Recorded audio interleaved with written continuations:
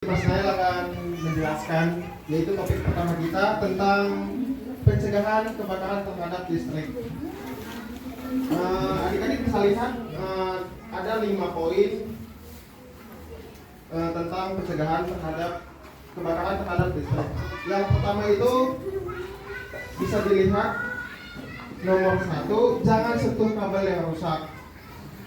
Adik-adik tahu nggak maksudnya kenapa dibilang jangan sentuh kabel yang rusak? Nggak tahu ya.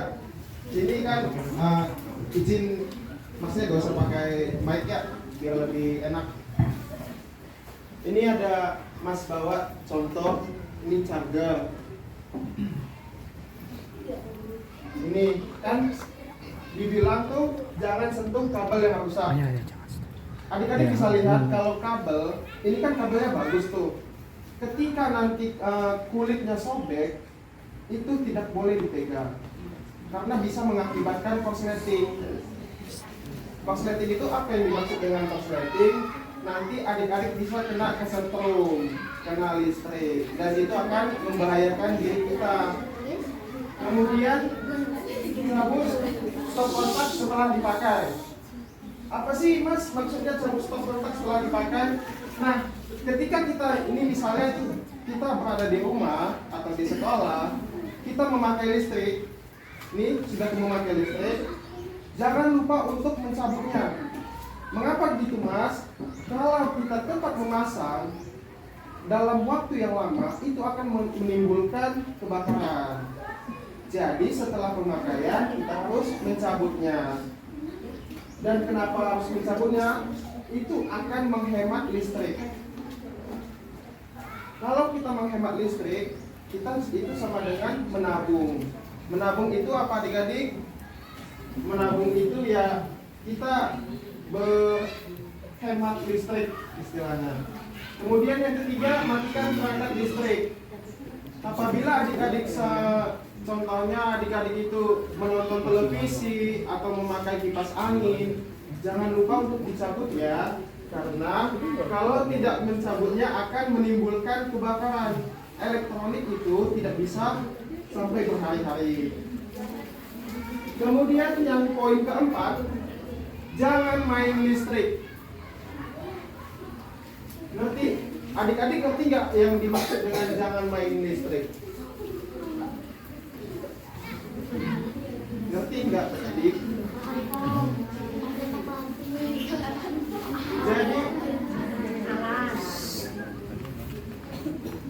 Jadi yang dimaksud dengan jangan main listrik yaitu kita memainkan kabel, kita seperti yang di kelas ini menyalakan atau menghidupkan lampu, itu tidak boleh. Nah, jadi ibaratnya listrik itu adik-adik bisa ngebayangin pasti listrik itu sama dengan hati, nggak boleh dimainkan ya. Gitu. Dan yang terakhir, apabila adik-adik mencium seperti plastik terbakar di rumah atau di sekolah, itu wajib melaporkan ke orang tua, kalau di sekolah itu guru, karena kemungkinan akan bisa menimbulkan kebakaran di bagian kabel atau listrik.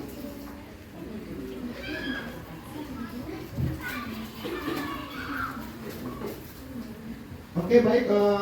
Slide selanjutnya Mas akan menjelaskan faktor-faktor penyebab kebakaran.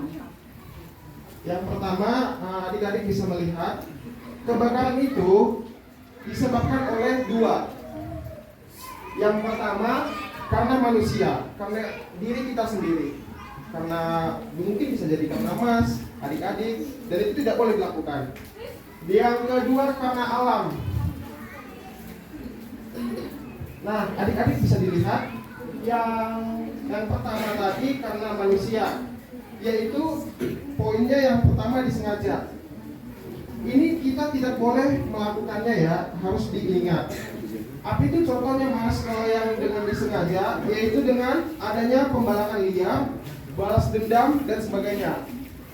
Ini adalah salah satu contoh perilaku yang tidak boleh dilakukan. Yang kedua, kelalaian. seringkali lalai dalam atau lupa dalam melakukan aktivitas. Ini misal contohnya lupa mematikan kompor saat meninggalkan rumah. Apabila adik-adik memakai kompor, pastikan harus selalu melihatnya. Yang ketiga, kurang kesadaran. Kurangnya kesadaran itu contohnya seperti ayah atau kakek adik-adik yang ngerokok itu buang puntung rokoknya sembarangan, itu tidak boleh. Kemudian yang disebabkan poin kedua karena alam. Karena alam itu ada gempa bumi, ada petir, gunung meletus, dan satu lagi panas matahari.